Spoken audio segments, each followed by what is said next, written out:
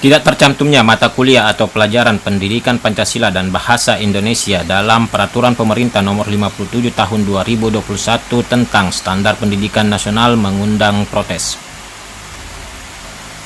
Dalam pasal 40 ayat 3 Peraturan Pemerintah Nomor 57 Tahun 2021 tentang Standar Pendidikan Nasional tertulis, kurikulum pendidikan tinggi wajib memuat pendidikan agama, pendidikan kewarganegaraan, dan bahasa.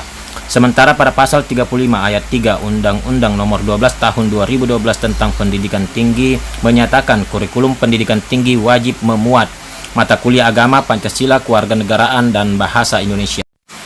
Rektor Universitas Negeri Jakarta UNJ Kamarudin saat dihubungi Kamis 15 bulan 4 tahun 2021 di Jakarta mengatakan prinsip hukum PP seharusnya sesuai dan tidak boleh bertentangan dengan undang-undang. Jika ada PP tidak sesuai atau bertentangan dengan undang-undang, maka PP itu harus segera dicabut atau direvisi.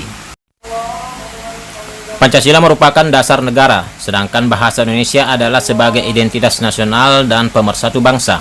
Karena itulah Kamarudin berpandangan bahwa dua pelajaran itu seharusnya tetap dicantumkan dalam PP nomor 57 tahun 2021.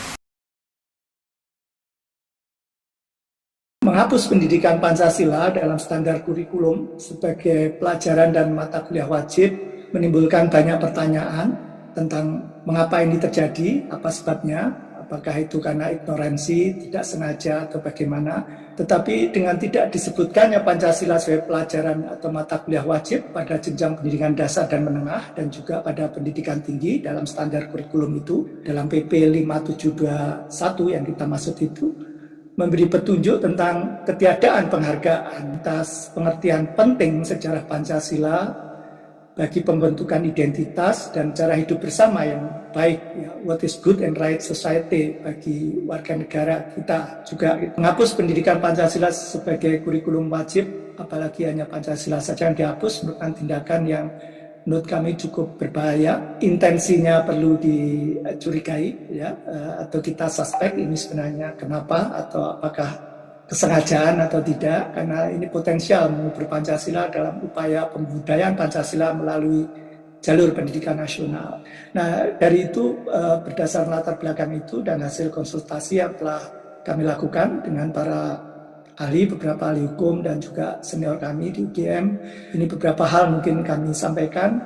Pusat Studi Pancasila mungkin akan meminta pemerintah untuk membatalkan atau mereview PP itu nomor 57 tahun 2001 tentang standar pendidikan nasional dan merevisi pasal 40 muatan kurikulum. Nah, Pusat Studi Pancasila UGM merekomendasikan untuk melakukan uji material,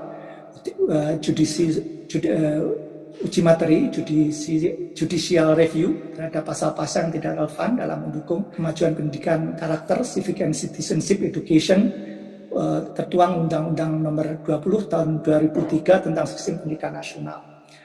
Pusat Studi Pancasila mengajak segenap elemen bangsa, para relawan, advokat, lawyer, para ahli untuk bahu-membahu bersama dengan para guru, dosen, pendidik, penggiat Pancasila di tanah air untuk nanti jika diperlukan, ya, kita bergabung untuk uji materi ke Mahkamah Agung atau lembaga yang relevan. Ya, saya kira ini yang bisa kita sampaikan.